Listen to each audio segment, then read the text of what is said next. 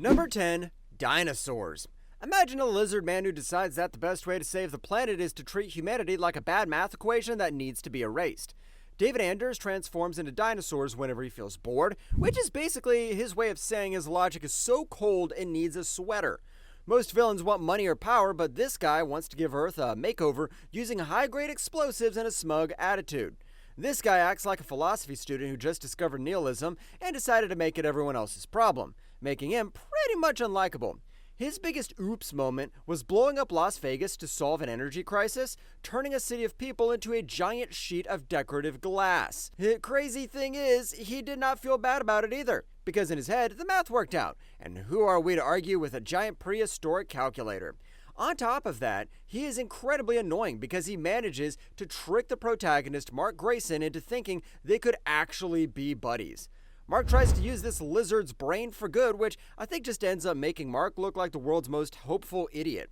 Dinosaurs never really say sorry, but he just keeps it dropping these massive solutions like flooding coastlines while acting like he's the only adult in the room. Like, stop it! He is not a cool, scary villain who fights with honor. He is a tedious debater who uses genocide to prove he's right. What makes it even crazier is that when he finally realizes he's a menace, he asks to be killed as if that fixes the mountain of bodies he left behind. I would have put him in jail and tortured him all year before I kill him. He basically spent his entire run being a giant scaly headache that Mark had to apologize for. At least he finally realized that his best contribution to the ecosystem was becoming fertilizer. Number 9. Robot. Betrayal is always a bitter pill, but it tastes way worse when it comes from a guy who spent a decade acting like your personal IT support. Rudy, or Robot, starts off as the ultimate teammate, the brainy guy in the tin suit who always has a plan to save the day. But then he decides that he is the only person smart enough to run the planet, and his version of fixing things involves a lot of stabbing. He transitions from a hero to the series' final boss by systematically dismantling everything we loved. His most infuriating move was the cold-blooded execution of Cecil Stedman, cutting the throat of the man who basically gave him a job. He didn't stop there, though, because once Rudy gets a taste for authoritarianism, he goes full dictator mode. He hunts down his former friends and even uses their children as bargaining chips, which I think is pretty low move for a guy who claims to be a moral genius. What makes it even crazier is how he treats Monster Girl, the woman who actually loved him. He tosses her aside like a piece of outdated hardware the second she disagrees with his utopia. He manages to trap Mark in another dimension for years, effectively stealing a father's time with his child just to keep his throne warm. Oh, and to top it off, he rips off Adam Eve's leg while she's still pregnant. He uses the logic of a computer to justify the ego of a tyrant, pretending he's doing us all a favor while he's standing on a pile of capes, which of course makes it really hard for us to root for him. He's basically that terrifying neighbor who thinks he should be allowed to prune your hedges because you're doing it wrong, but with laser beams. He turned a peaceful world into a golden cage and expected everyone to thank him for the lack of crime. His transformation from a loyal robot into a murderous micromanager makes him the kind of villain I want to see dismantled for parts. He's the living proof that being the smartest person in the room usually just means you're the biggest jerk. I would say, though, it is honestly impressive to be a literal machine and still find a way to be the most toxic boyfriend in the universe. Number 8. Powerplex. Some people deal with grief by going to therapy, but Scott Duvall decided to deal with it by becoming a human battery with a massive chip on his shoulder. Scott, known as Powerplex, blames Invincible for his sister's death during a massive battle, despite the fact that Omni-Man was clearly the one doing the killing. This guy is the king of misdirected anger, and he spends his entire existence being a repetitive whining obstacle who refuses to look at a calendar or a news report. I find him completely insufferable because his entire personality is just shouting at Mark for things Mark didn't actually do. Like, bro, just shut up. The moment everyone truly started wishing for his downfall was when his obsession led to the accidental death of his own wife and son. He used them as bait to lure Mark into a trap, and then he accidentally fried them himself because he was too busy being dramatic. Instead of taking a second to realize he was the one holding the trigger, he doubled down and blamed Mark for that too. It takes a special kind of mental gymnastics to kill your own family and then point the finger at the guy who is trying to help. On top of that, he is the definition of a nuisance villain who just keeps popping up with the same tired argument while everyone else is trying to save the galaxy. He acts like he has the moral high ground, but he is really just a delusional narcissist who can't admit he messed up. He's basically the guy who trips on his own shoelaces and then sues the sidewalk for assault. Reading his scenes honestly feels like being stuck in a circular argument with a brick wall that also happens to shoot electricity. He doesn't provide a physical threat so much as he provides a massive drain on my patience. He's the only villain who makes you want to reach into the pages and give him a very firm, very overdue reality check. Number 7, Conquest. Nothing ruins a nice afternoon like an elderly space Viking showing up on your lawn specifically to hear the sound of your ribs snapping. Conquest is the physical embodiment of a nightmare, a Viltrumite warrior who doesn't care about politics, planets, or long-winded speeches. He is purely there for the violence, and I'm not gonna lie, he's very, very good at his job. The hate comes because he is a massive bully who turned the comic into a survival horror movie every time he landed on Earth. He's responsible for some of the most traumatic moments in the entire run, including a time he punched a hole through Adam Eve's abdomen. He didn't do it for a grand cause, he did it because he thought it was funny and wanted to see Mark's reaction. This is his reaction, by the way.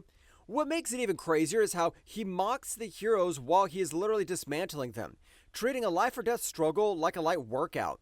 He is a sadist who finds diplomacy boring and thinks the only way to communicate is through blunt force trauma. Even when you think he's finally been put down, he pops back up like a slasher movie villain to inflict more misery. In their second big fight, he literally disembowels Mark, which genuinely is a level of gore that moved past action and straight into horror. Though, in the end, he lost and finally died. Thank God. He is the terrifying reality of what the Viltrumites actually are. High-speed monsters with no empathy and a love for blood. The thing about him is that we don't hate him because he's a bad character. We hate him because he makes us feel completely hopeless, which is why some people have him as their favorite instead of hating him. He strips away the colorful fun of being a superhero and replaces it with the sound of grinding teeth and breaking bones. He's the ultimate schoolyard bully if the bully could fly through stars and rips tanks in half with his bare hands. Every time he shows up, you know someone you like is going to end up in a body bag or a hospital bed for 20 issues. Number 6, Thragg. If you ever wondered what happens when a real gym rat with a god complex becomes the emperor of a galaxy, the answer is Grand Regent Thragg. This guy is the final boss of the series, and he earns that title by being the most arrogant, heartless tyrant in the universe. He views every other living creature as a footstool and treats the concept of family like a stack of disposable napkins. I really started wanting his head on a pike after he murdered Nolan, also known as Omni-Man. After Nolan spent years trying to redeem himself and finally becoming a good dad, Thragg just ripped his heart out in a split second. It was a move that felt incredibly personal to us readers because it destroyed the happy ending we all wanted for the Grayson family. But what I think makes it even worse is his strategy for building a new army. He goes to a planet of fast-aging bug people, breeds thousands of kids, and then uses those children as literal meat shields. He doesn't even learn their names. He just tosses waves of his own toddlers at Mark's fists to tire him out. He actually says he doesn't care if they die because he can always just go make a few thousand more. That level of sociopathy is hard to beat, even in a world full of aliens and monsters. Thragg represents everything wrong with the old Viltrumite way of life, where strength is the only thing that matters and kindness is considered a terminal illness. He spends his entire time on screen belittling Mark for having feelings, acting like being a decent person is a design flaw. When he finally gets what's coming to him, the celebration is loud because he's the ultimate toxic patriarch. Watching him lose is the most satisfying part of the ending because he truly believed he was untouchable. It's a shame he couldn't use all that strength to lift his own massive ego out of the trash. Number 5, Angstrom Levy. Everyone has that one person who just can't take a hint, but Angstrom Levy takes stalking to a whole new interdimensional level of crazy. He started out as a guy trying to gain knowledge, but after an accident he caused himself that made his head look weird. He decided that everything was Mark's fault. He spends the rest of the series popping in and out of portals just to ruin Mark's day and traumatize his family. I honestly hate him because he is incredibly petty and focuses his attacks on people who can't even fight back. He famously held Mark's mom, Debbie, hostage while throwing Mark through different dimensions like a human pinball. He even broke Debbie's arm just to prove he could, which is a cowardly move that genuinely solidified him as a total scumbag. On top of that, he's responsible for the Invincible War, where he brought in a bunch of evil Marks to trash the Earth. He basically ruined Mark's reputation and caused millions of deaths, all because he was mad about his own forehead looking a bit weird after an accident. What makes it even worse is that no matter how many times Mark tries to be reasonable or even kills him, Angstrom just keeps coming back like a bad rash. He refuses to take any responsibility for his own mistakes and prefers to live in a fantasy world where he's the victim. He is the ultimate victim blamer villain, acting like Mark forced him to become a monster. His constant interference in Mark's life feels like a violation, which honestly makes the hero's home feel like a target instead of a sanctuary. He is a persistent, annoying thorn in the side of the narrative who only exists to make everyone miserable. We're exhausted by his obsession because he's not based on a grand plan, just a very loud, very stupid grudge. You really have to appreciate a man who travels across infinite realities just to find new ways to be a total loser. Number 4, Duplicate. Usually the heroes are the ones we root for, but Duplicate managed to make a lot of fans want to change the channel. She isn't a villain, but she is the queen of making bad life choices and acting like she's the one being inconvenienced, easily earning the top 4 spot on this list. Most of the hate comes from her being messy in her relationships, especially when she was cheating on Rexplode or causing drama with the Immortal. But the moment that really made people turn on her was when she faked her own death. During a massive fight, all of her active clones were wiped out, and everyone, including her grieving boyfriend, thought she was gone for good. The Immortal basically lost his mind and fell into a massive depression. But you know what? Turned out Kay was just chilling in a safe house the whole time. She let the person who loved her suffer for months just so she could take a break from the superhero life without having to explain herself. While everyone needs vacation, faking your own funeral is pretty extreme way to get some me time, not gonna lie. On top of that, she has this weird habit of treating her clones like trash while demanding everyone treat her with the same respect as people who only have one life to lose. It honestly creates this strange hypocrisy where she avoids the actual risk of death, but still wants the glory of being a frontline soldier. What makes it even crazier is how casual she is about the emotional wreckage she leaves behind when she finally decides to show up again. She doesn't really seem to get why people would be mad that she let them mourn her for no reason. At the end of the day, I see her as nothing but selfish and emotionally stunted, a character who plays with people's hearts as easily as she makes copies of herself. She's basically the type of friend who forgets her wallet every time the bill comes, but still orders the most expensive thing on the menu. It is a truly special talent to be able to die 100 times and still be the most annoying person alive. Number 3, the Immortal. If you think Duplicate was annoying enough, then be prepared because her husband is just as annoying. He's been around for thousands of years, having been everyone from a knight to Abraham Lincoln, but it's crazy to me that he somehow learned zero patience in all that time. As the leader of the Guardians, he is supposed to be this inspiring figure, but he mostly just yells at people and gets his head ripped off. He is incredibly arrogant and treats Mark as a suspicious teenager even after Mark has saved the world multiple times. He has this massive boomer energy where he thinks the old ways are the only ways, even when the old ways keep getting him murdered. It becomes a bit of a running joke that he shows up, talks big game, gets immediately dismantled by the villain, and then has to be glued back together. This cycle of incompetence and ego genuinely makes him feel more like an obstacle than a hero. On top of that, his temper is absolutely out of control, making him a liability whenever things don't go his way. Instead of using his centuries of wisdom to lead, he just uses his seniority to shut down better ideas. What makes it even crazier is that even in his personal life, he's a total mess who can't handle his emotions without endangering the entire team. He's like that one middle manager who has been at the company since the 70s and refuses to learn how to use a computer but still demands a corner office. A lot of people find him tiresome because his presence usually just means we have to watch someone waste time resurrecting him again. It's insane how he's lived through every major event in human history and somehow still hasn't figured out how to not be the worst. Number 2, Adam Eve's father. You don't need a cape or heat vision to be a monster, and Adam Wilkins is the living proof of that.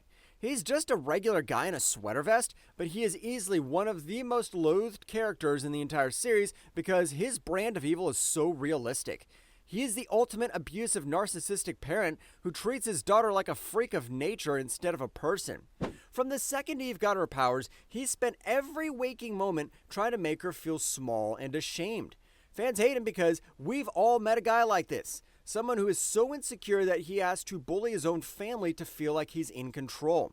He doesn't care that his daughter's literally saving the world. He only cares that she's weird and making the neighbors look at him funny. The peak of his disgusting behavior is when he talks to Mark about Eve as if she's a broken appliance he's glad to get rid of. He uses gross, misogynistic language to describe his own child, showing that he never had an ounce of love for her to begin with. On top of that, he's a complete bigot who refuses to change his mind, even when Eve uses her powers to provide him with a better life. He would rather live in a miserable, boring house and be a jerk than admit his daughter is special. That for me is peak hater behavior. What makes it even crazier is that he never has a moment of realization or growth. He just stays a bitter, small-minded man until the very end. He's the kind of domestic cruelty that leaves deeper scars than any supervillain's laser beam. Reading his scenes makes your skin crawl because his hatred is so mundane and focused, but believe it or not, he doesn't even compare to the girl who claims the top one spot on this list. Number 1, Anissa. There are villains who kill, and then there's Anissa, who committed an act so personal and horrifying that she will always be the most hated character in the franchise. She's a Villatrumite who asked Mark to help repopulate their species and decided that since he wouldn't want to do it, she would just take what she wanted. The scene where she overpowers and sexually assaults Mark is undeniably one of the most disturbing and controversial moments in all of comics. It changed the entire tone of the series and left us all in a state of shock and disgust. But you know what makes it even worse? She showed absolutely zero remorse for what she did. She didn't see it as a crime, she saw it as a cultural duty, which honestly is a level of gaslighting that is nauseating. She spent years walking around with a smug attitude, acting like Mark was the one being dramatic about his own trauma. We all hate her because she represents a total violation of bodily autonomy, something that feels way more real and painful than a city being destroyed. Even when the story tried to give her a bit of a domestic life later on, nobody was buying it. You can't just move on from something that's life-altering and expect the audience to forgive you because you found a hobby. She's a constant reminder of Mark's most vulnerable and painful moment. A character whose presence feels like a stain on the story. On top of that, her arrogance never really goes away, making her a character that is impossible to root for in any capacity. She's the ultimate villain because she doesn't just break Mark's bones, she tried to break his spirit and then told him he should be grateful for it. She stands at the top of this list because she committed the one act that no amount of saving the world can ever fix. That's it for this one. If you liked the video, hit that like button, subscribe for more, and ring the bell so you never miss a drop. Craving more stories from comics, movies, and beyond? Check out this video right here. Cheers and see you in the next one.